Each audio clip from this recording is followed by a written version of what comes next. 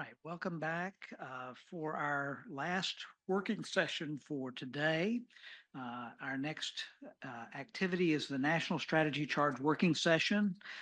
Ann's going to work us through the next few minutes, providing guidance and responding to discussion questions in response to the charge from Admiral Levine to provide input on the development of the next vaccines national strategy. Ann, you have the floor.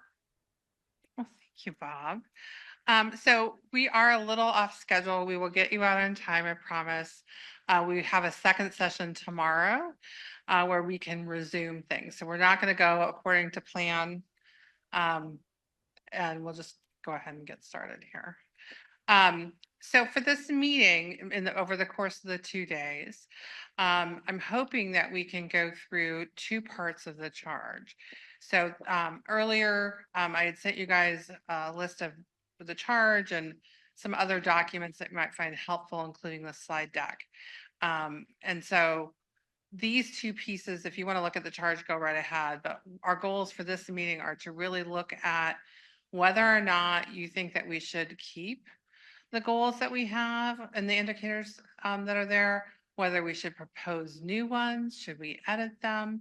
So currently there are 5 goals, 10 indicators, and 3 developmental indicators in the plan that came out in 2021. Of the indicators, there are 5 pediatric indicators, and I've got them here on the slides. 4 adult indicators, 1 indicator for people 6 months of age and older, and then the 3 developmental indicators I mentioned earlier. And the reason why they're developmental is we didn't think that we had the data at the time. So that could be something that could be discussed as we move through this.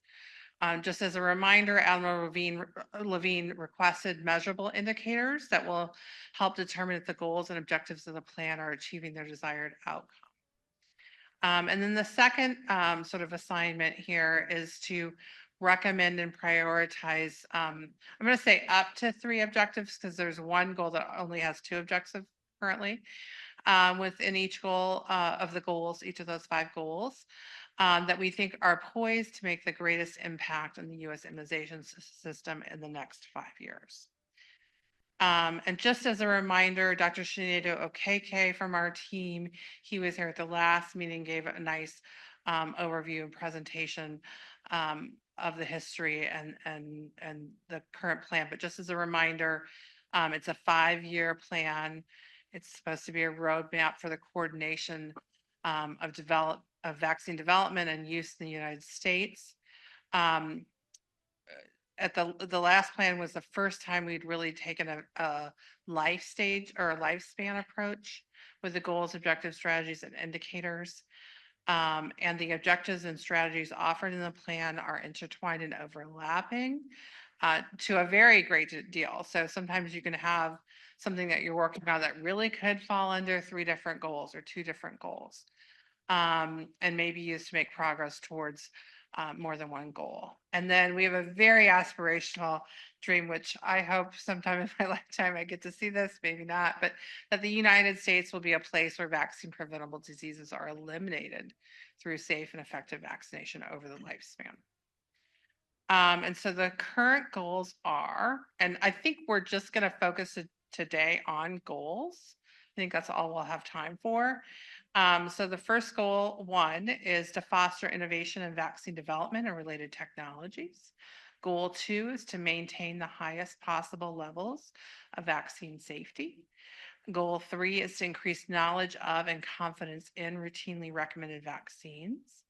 Goal 4 is to increase access to and use of all routinely recommended vaccines. And goal 5 is to protect the health of the nation by supporting global immunization efforts. And so this brings me to our discussion questions. I don't think we have to necessarily go in this order. I'm going to read them off just so you kind of know where I want to go with this. And it might be easier to talk about well, removing goals might be the easiest thing to start with, and then maybe editing. But do you recommend removing any of these goals? Do you recommend adding any new goals? Do you recommend changing the wording of any of these goals? And should communications, immunization, equity, or syndemic approaches be highlighted as separate goals? Or should they be integrated? This is something that's been discussed repeatedly and added as themes throughout or not highlighted. So I will leave it there. And Dr. Hopkins, go right ahead. So would you go back to the last slide, please? This is why I grabbed the Yeah, clicker. good. We're going to go I back. and forth. appreciate that. Yeah. You know, at least in my opinion, I think that the goals that are laid out are appropriate. The place that I see potentially some need for some modifications are at the next level of our objectives within the goals. And I think in those objectives, we certainly have to think about syndemic issues. We certainly have to think about equity. And I think there are some opportunities for doing those things within the objective piece rather than in the overall goals. And just my thoughts. Just a thought as I was thinking this through coming in. The goals are people, that's first thing people look at. And so equity is going to be something that people are looking for. So just the one little tweak in goal 4 could help there in terms of increase equitable access to. And then somewhere in the plan, we need to define equitable and who it's then not just that, race, diversity, people with disabilities. So they're people are looking for themselves in the plan. So as we put descriptions together, we could, guide that way. But I think just having some certain keywords, people are going to be looking for that. And that might be just a way of handling it. But I like the 5 that are here. Gita? Yeah, so on trying to keep goals as concise, but to the point, I like the idea about inserting the words like that and equitable. But on number 4, given the things we talk about in shared decision making and so forth, I think the way that's written, it sounds like it's all about things that we're going to do and not really thinking about what the community is doing. So when you say access to and use, that's directed to providers, right? As opposed to saying something like increase access to use and acceptance or uptake, because then it comes back around to not just what we are doing, but what we want to see happen as well. So. Jill, please. I agree with the previous comments and going to this point about what the public does is looking at goal 3, knowledge of and confidence in might be more related to all of us, to people. So there's something there that could potentially be tweaked up, but I agree with your points. And then based on Admiral Levine's request around how we measure this, I would wonder whether or not some of these goals might actually indicate that we are measurably increasing or something where it shows that we have a goal and we also have a goal to show that we are making progress on it, or intention to make progress on it.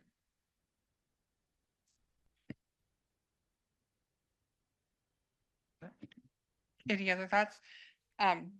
So it sounds from what I'm hearing that you kind of like the 5 goals. You may think that the language needs to be tweaked a bit. Does anybody want to disagree with that? So one thing, Anne, I might, as we think about the goals and the theme, if you'd go back again, sorry. I might, as we look at this set of goals, do we need to think about the ordering of these slightly differently?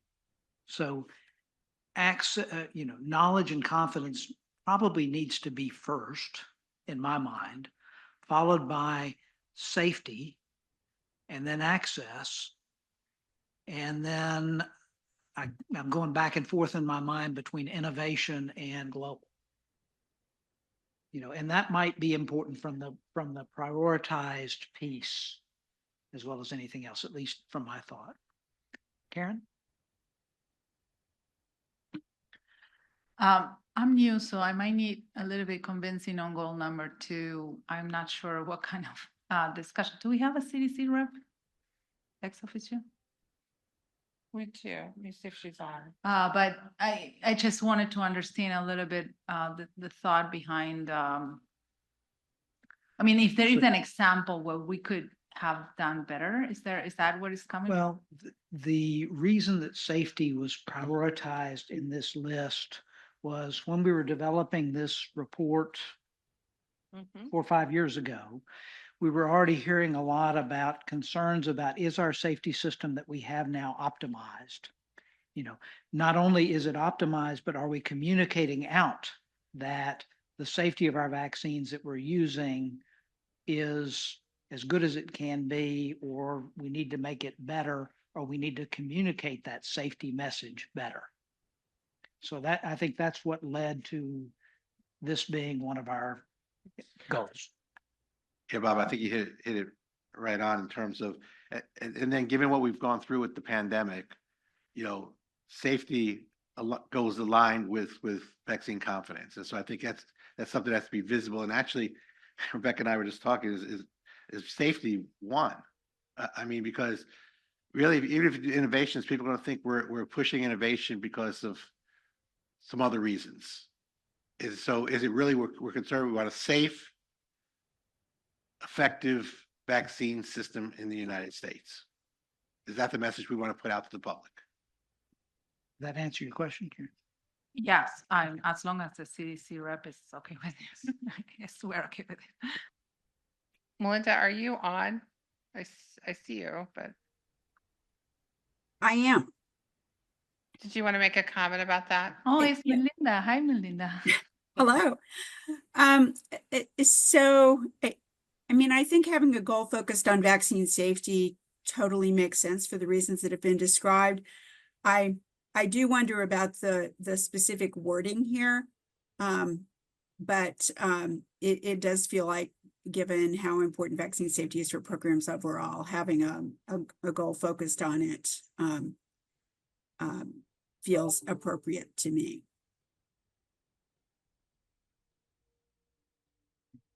Gita? Yeah, I was just going to echo the comment about the very first one being about innovation and related technologies. It makes it sound a little bit more like this is not exactly public health focused as much as research and development focused. Important. I don't think the goal should go away, but I do think if we talk about safety, knowledge, confidence, equitable access, right, innovation and development seems to come, I think would be nicer to come later. I promise this is not an intent to wordsmith. Yeah, Jewel Yeah, Mullen, Jewel. right? Given where we have been with COVID and considering how much we talked about vaccine confidence and COVID-19 vaccine today, is the goal to increase confidence in routinely recommended vaccines, or confidence in vaccines, or confidence in vaccination? Confidence and acceptance of vaccination, at least in my mind. And this was to my point earlier, it gets a little muddy as to which goals go where. And so access, it sort of aligns with acceptance. There's a lot of things that can go into goal 4. It's maybe the broadest one of all of them. And goal 3 used to have a little bit more of a communications focus, which I think is in my opinion, is a little bit missing from this. But, you know, obviously with everything that's going on with confidence, and we want people to be making informed decisions, you know, based on, you know, misinformation, disinformation. So it is a challenge to kind of boil this up into something that really makes sense and is helpful for people. So if anybody has any other thoughts about those I'd be helpful. I think you can, the goals are broad enough that on your objectives, that's the communications would fall under the objective or a tactic to get to that goal. So it's what's nice is it gives us enough flexibility to build, making movement towards achieving these goals.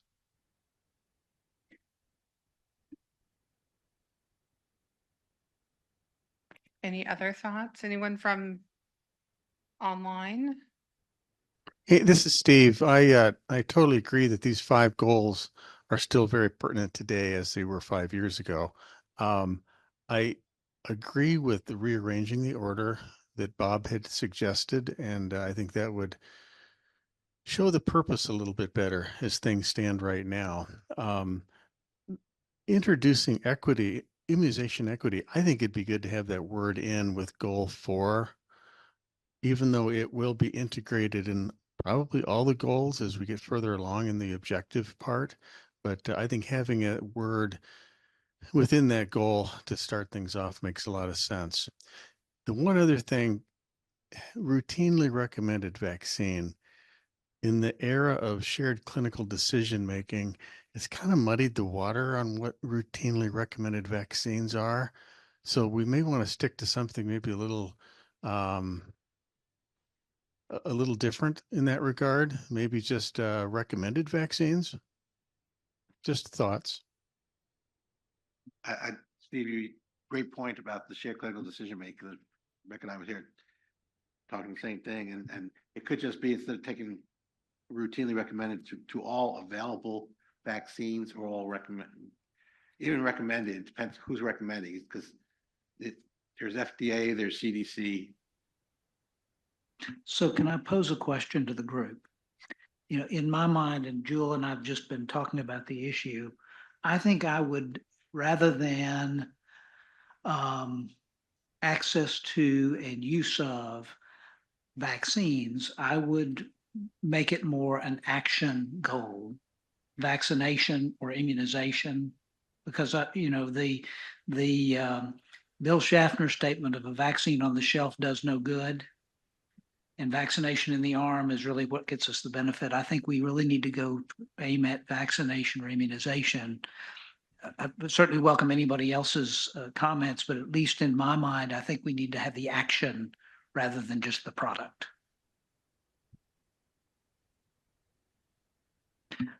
Melinda? Going back to the comment about routinely recommended vaccines, it is totally true that we refer to routinely recommended vaccines and sometimes mean several different things. Sometimes we mean the vaccines on the schedule versus travel vaccines that aren't on the schedule. Sometimes we mean age-based recommendations as opposed to other kinds of recommendations. We mean different things when we use the word routine. I think depending on what the committee's intent is, this could be defined as the vaccines on the immunization schedule. And Winona? Thank you, Bob. Can you hear me? Loud and clear. Thank you. I just wanted to highlight that I totally agree with Dan's earlier comment that there isn't a communication piece present in any of these goals. And I think it's vital that we have something that's very clearly worded about supporting effective communication, because we can do all the work we want. And if we don't get our message to the people that need vaccines, again, there's not going to be the shots in the arms that are needed. Thank you.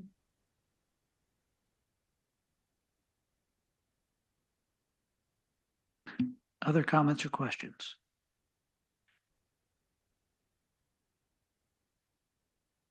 So I'm going to call my question about vaccination or immunization. Is there anybody that has an objection or would prefer us keep it at vaccines as opposed to the action verb? Molly? Well, not that necessarily, but Come on now, I want to call you. with the use of monoclonal antibodies, I would recommend using immunization instead of vaccination. Okay, I call that a friendly amendment.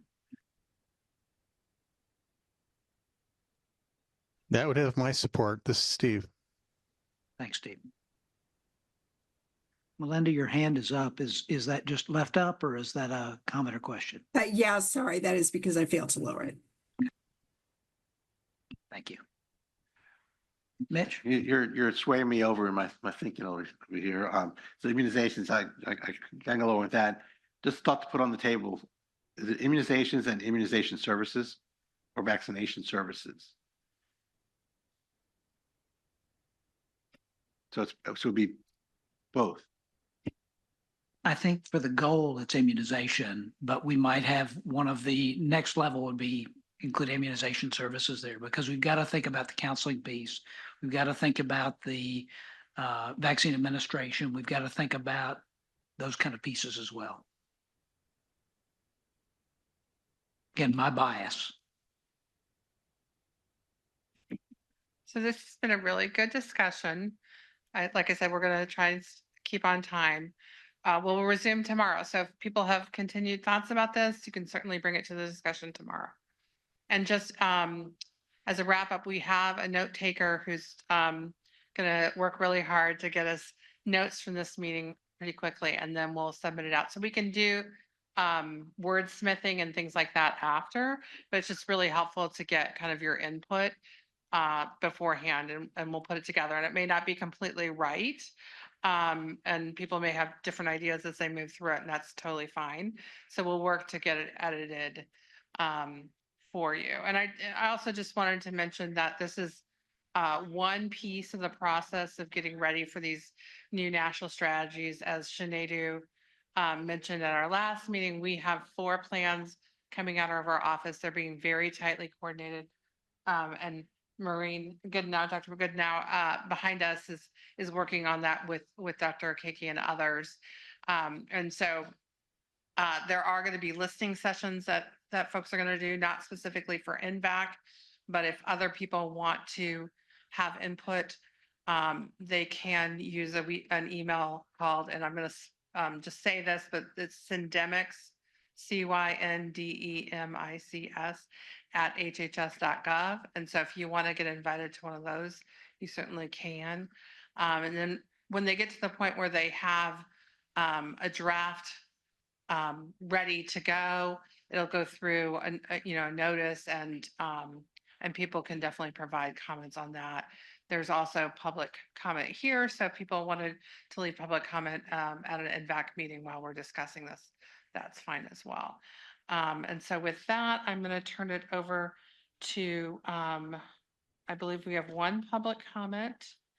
And I believe your name is Charles, is that correct? Oh, Timothy. Timothy, are you on?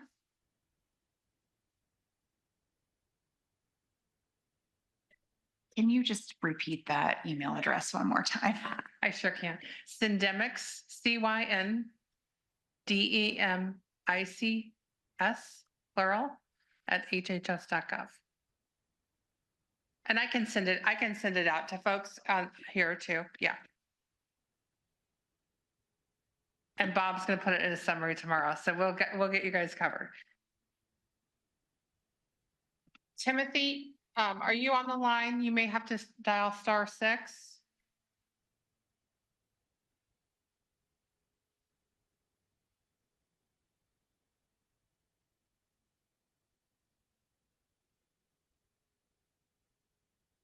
*6 will unmute you. We can't hear you.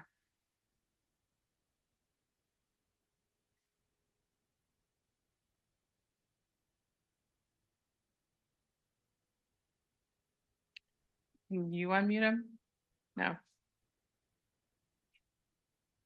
Yeah. Yeah. Timothy Sestaro, if you're on the line, could you hit *6 to unmute so that we can hear your public comment?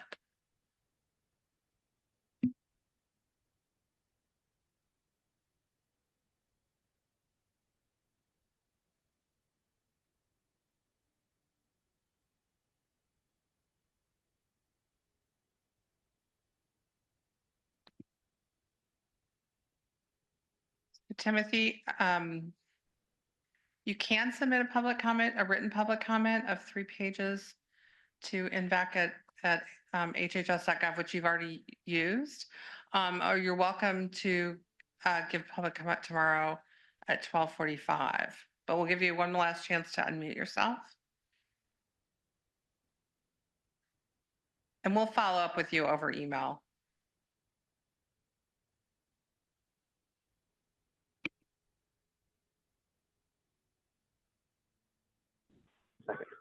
I would like to make a comment. All right, we'll figure it out. One second. Okay. Hi, my name is Tim Sestaro. I'm scheduled to make a public comment today. Hi, Tim. We hear you. You have the floor. I appreciate it. I don't know if Dr. Roxana Dibba is in the room or on the phone. She's not, but Brenda Holbrook is on for HRSA. Okay. I saw that she's in charge of the advisory committee for childhood vaccines. And yeah, so basically I saw there was a vacant spot for an injured parent, parent of an injured child. And, you know, I hear everybody talking on this floor and a lot of great thoughts, challenges to overcome. And, you know, everybody's talking about making sure everybody's getting immunized and all that good stuff, but you don't hear the word making sure everybody gets safely immunized. And I think that's part of the challenges that you guys have, making sure everybody gets vaccinated or immunized to make sure it's done safely, because that's where you lose the public's confidence. I have 4 kids, and my last little guy was injured by every childhood vaccine he got. Sorry, trying to set up for soccer practice at the same time here. So, you know, you look at what pediatricians should be looking for in a kid that may not, you know, not every kid is ready to get some of these vaccines at the time frame that they want. You know, I'm a police officer here in Nassau County, and, you know, we talk about Medicaid, Medicare, making sure providers are getting paid. You know, that's all great. What if police officers were getting paid by each arrest they make? Do you think that would make for a good society? Just food for thought. So my son was showing severe signs of an immunodeficiency. Give me 1 second, big guy. No, yeah, whatever you need to do. Tell you something quick. I don't. Is there time tomorrow to continue this?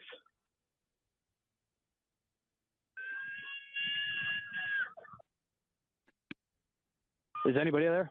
Yeah, you could do 3 minutes of public comment tomorrow at 12:45. At 12:45, that'd be a lot better. I'm trying to get this all out, and I got 10 kids I was supposed to be running practice for.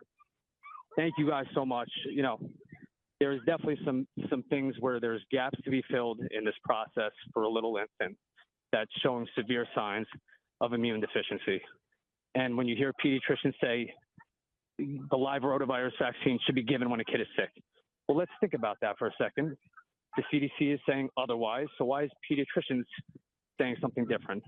So there is a lot of gaps to be filled. And, you know, I would like to be a part of the process to make sure this doesn't happen to another kid, what happened to my son. You want to talk about challenges. Challenges are trying to figure out how your son is going to survive in this planet without you. And he's severely brain damaged now.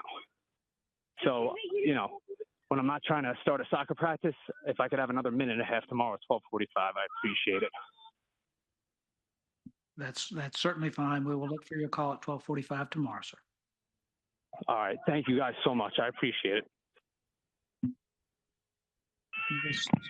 This will. I look forward to that time. First day of our meeting. We will reconvene tomorrow at 9 a.m. For the second day of our September NVAC meeting. Thank you all for attending, those in the room as well as those that are on the live stream. And we will move to our second day of our September NVAC meeting tomorrow. Produced by the U.S. Department of Health and Human Services.